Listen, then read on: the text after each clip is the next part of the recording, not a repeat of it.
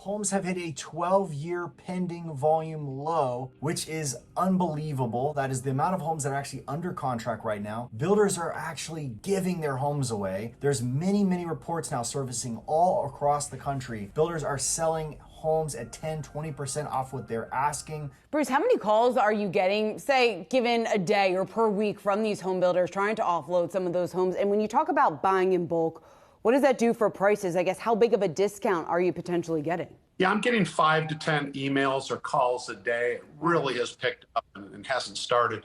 We're so far into the year, people are trying to make their numbers, and we're looking at a 10 to 20% discount off of retail pricing that's being offered to us, and if we're buying in bulk. Some builders saying, I have literally reduced the price to the point I'm barely breaking even. All of that, and now buyer affordability has reached an ultimate low. People just can't get in even if they wanted to, is now starting to create reporting in the marketplace of what's called, some are coining the phrase, a double-barreled housing recession, where you are having both housing rentals and homeownership in jeopardy at the exact same time and falling. All of this has home sellers freaked out. Real estate agents are quitting in droves and in panic, as well as mortgage companies shutting down. The president of the United States says the economy, pal, is strong as hell, and I quote. Now President Biden is in some hot water after he called the economy, quote, strong as hell over the weekend. By the way, as we get started, please right now, smash the like button. It'd mean a ton to me. I was off this channel for like 30 days and now the algorithm's bearing me to the bottom. Please hit that like button real quick. Thank you so much. And if you want to follow and get some great input on the housing news of the day, subscribe to the channel as well. But let's get into the news. Redfin and Bloomberg have just reported at the epic drop in last month's amount of homes pending all across the country. Redfin reported it's down by 35%. It's the lowest number they've recorded since they started in 2015 with their measurements. Bloomberg, on the other hand, went back historically, said it's the lowest number of homes under contract since 2010. The entire US market now is actually only 5% above prices of last year. If you'll remember back earlier this year, the entire marketplace hovered around 12-13% year-over-year home price appreciation, which, as you guessed it, that has been getting eroded over the past 14 to 16 weeks as buyers have been getting iced out of this market, leaving in droves, and home sellers reducing their home prices in record numbers and end up selling a little at just barely over what we were getting last year as home prices continue their downward taper. There are actually now 6 marketplaces in the US that are actually selling homes below 2021 numbers.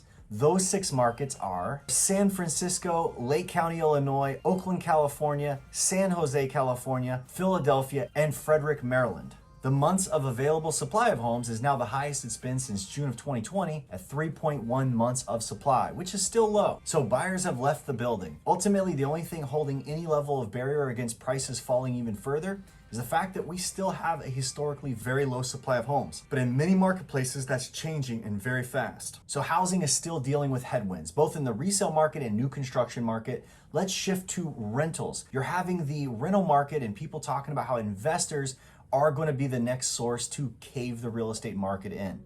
Now, let's check the validity of that for a second. Realpage.com provides data resources for investors around the leasing industry. They just put out an article early in October that says that they just witnessed the weakest third quarter for apartment leasing in the 30+ years that they've been tracking. Now, this has actually sent waves across YouTube, particularly a lot of different folks that are watching the marketplace are saying, hey, you know what? This is bad. The rental market is softening. This is going to lead to lowered margins for investors. Investors are going to dump all their real estate assets. This is going to push the prices down. We're going to have a double-barreled housing crash. Well, you got to understand this. What we're seeing in rental market is really a head scratcher, okay? So first of all, we're talking about not really a crashing rental market. We're talking about a rental market that is it's not on steroids like it's been, okay? Rental growth, the cost of renting an apartment or a house has been a near vertical climb for like 2 years. So now when we're seeing it still climbing, but it's not vertical, it's like, you know, some markets are flat or slightly elevated. That's considered a crashing market in our world because essentially what they can do is say, hey, you know what? It's not vertical anymore. The pace of its growth has leveled more, and so it's not going so fast. Falling, rather, it is not, okay? Prices falling in rental market is not there. You're also seeing a lot of different marketplaces like Dallas, a few others in the West are actually seeing much higher amount of supply of rentals, and that making news as well, where you're having 150% supply. Same thing, okay? This is all on the back of an incredibly strong marketplace. When you're saying that you have a very tiny number of available homes, that's now slightly less tiny. It's not that it's a huge number. However, I don't want to diminish all of the news and the reporting because you do need to watch trends, okay? I'm guilty of the same thing. I put an article out or a news update last week about how the amount of foreclosure starts are climbing. The number itself isn't the news, okay? And I got called out on that in the comments, and rightly so. I should have mentioned. The reality is it's not about the current volume that's the problem. It's the fact that they are climbing is something to pay attention to. We also have this thing where people came into my comments that said, hey, you know what? How is it that during all of this property grab of the past 2 years, when all the prices went up super, super fast, how is it that rents got out of control as well? How did they both go up in unison at the exact same time? Well, the reality is, if you were watching the mark of the past 2 years, the reason why rent growth went so crazy is because the amount of people that were looking to buy a house at the exact same time was an unfillable amount. I mean, there were multiple offers all across the country. People were fighting and throwing elbows to get into a house, and many people couldn't. And in order to make sure they were not homeless, they were pushed into a rental situation, which caused a little bit more pressure on rents. At the same time, you now have people saying, what is going on with rents? It's a head scratcher for me at the same time, and here's why. How is it that we have record low demand on housing, okay? You have at the exact same time, builders are saying the builder measurements, we have these surveys that come out. Wells Fargo does foot traffic in builders.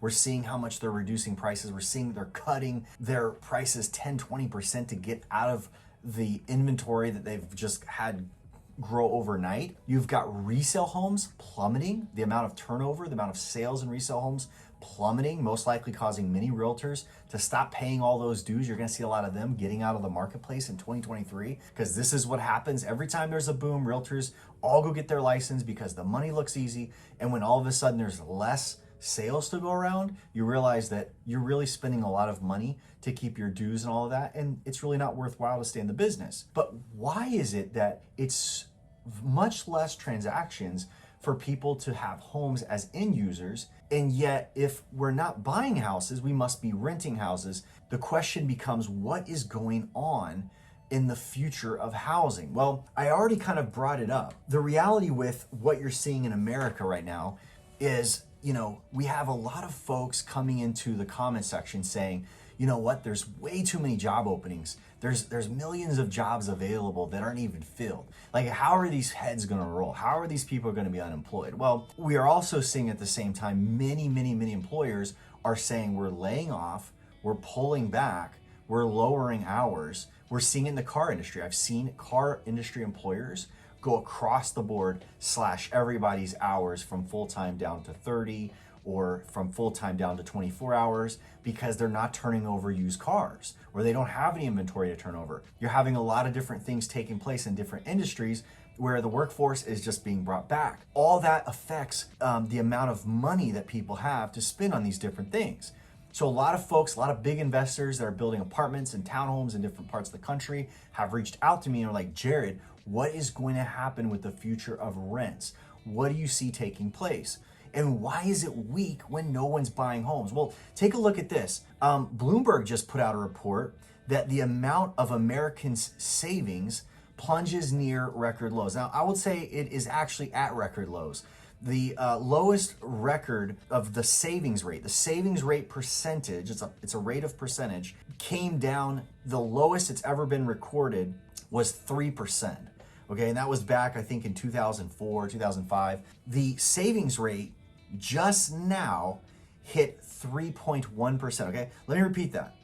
3% is the lowest we've ever recorded. And ever since then, and I want to say that's 2004, 2005 range. Remember what happened then, right? Prices were coming off the charts in 2005. It was escalating price. You started seeing inflation back then.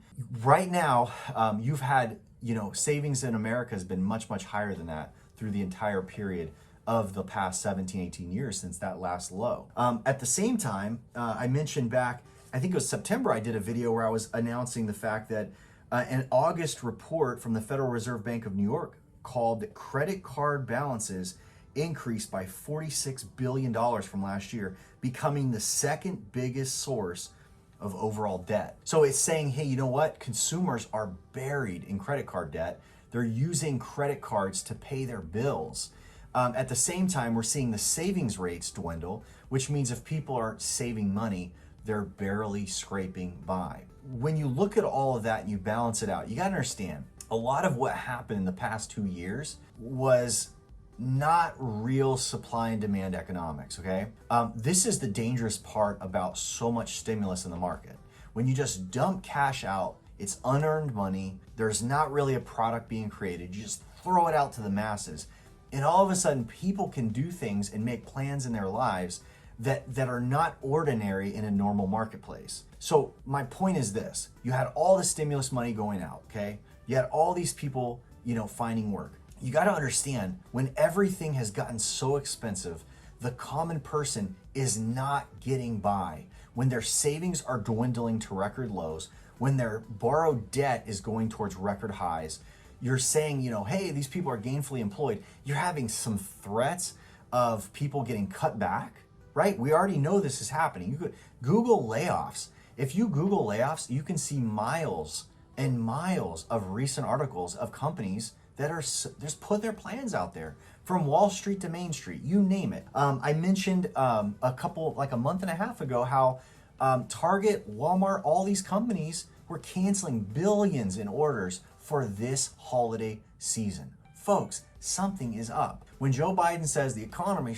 is strong as hell, pal, show the evidence. When you see people actually not be able to buy a home, but then the rental market is crumbling, either they're all living in tent cities and blue cities, or you have a situation where people were living abnormal circumstances due to stimulus and different economic factors related to stimulus and political activities that aren't normal. I'll dig into this real quick and we'll be done. Okay, I got extra money, I got extra stimulus, I got extra bump in wage. All this stuff happens overnight, and then you know what? I was living with a roommate forever, or I was living in grandma's basement forever. Now I'm gonna go rent my own space. Well, now when money gets tight, if you were living alone, that was a luxury. Now that person goes back to grandma's basement, okay? Follow. You multiply this out into tons and tons of scenarios, and that's what you have. You have a consolidation of the living experience of the average American going on right now. You also have the fact you had a lot of people, okay,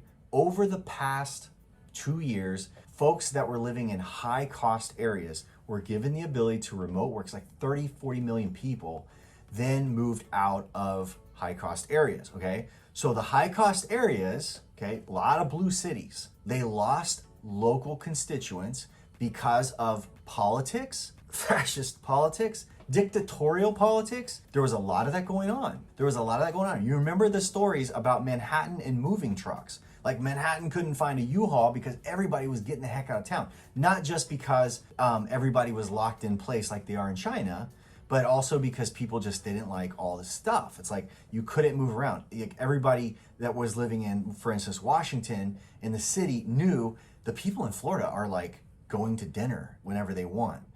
I can't do that in my city. Or I'm in, Las Vegas. The Strip was locked down way longer than Disney World was, right? So a lot of that word got around, that displaced people into other areas. Now, guess what happened in the blue cities? What happened in the blue cities when all the people fled town? The reason why you saw a balance out in the rent in those areas is because what did the blue cities do next? The fascist dictatorial, whatever. I'm not being funny. The reality is we had rental moratoriums. Particularly, LA still has a COVID moratorium on rent and on eviction. Even now, they're fighting to get rid of this stupid thing. And whenever you have a situation where people can stay in place and not pay for something, you have a unit that's not available to the open market, which means you have less supply. When you have less supply in a city, what happens to all the other available units? There's a scarcity. It goes up in cost. So now you're gonna have a lot of things rolling back, right? So here's what happens next. We've had a lot of different supply issues transfer. So you have people in a lot of those marketplaces where that supply became available again. Unless you're in LA, it's still not available in certain spots. The landlord's still trying to get their people out, non-paying renters, if that is the case. All those kinds of situations, that's not an end all. Those are just features that messed with the rental market. Took a lot of supply off the market, and then you have a lot of kind of transitioning situations where people are just strapped. People are broke. And as a result, you have the Fed further tighten the economy. Take a look at the M2 money supply. M2 money supply is actual available cash deposits. It's a leading indicator. It shows you when recession is coming. It's not an end all, but take a look at it. Take a look at how bad it's been for the past 7 months. When the Fed draws the cash back, the cash disappears. Fed's trying to reward savers. They're trying to punish speculators. That's how they're feeling. That's their goal of trying to get the inflation down. And so far, it hasn't dropped. It's now apparent whenever Americans have less money in savings than they ever have, that what the Fed's trying to do, it's not gotten any teeth. It's not had an impact yet. But am I wrong? How's your marketplace doing? Tell us in the comments below. I'd be curious to see how is rents, how is the marketplace where you're at? I'd love to hear from you on it. We'll talk to you real soon.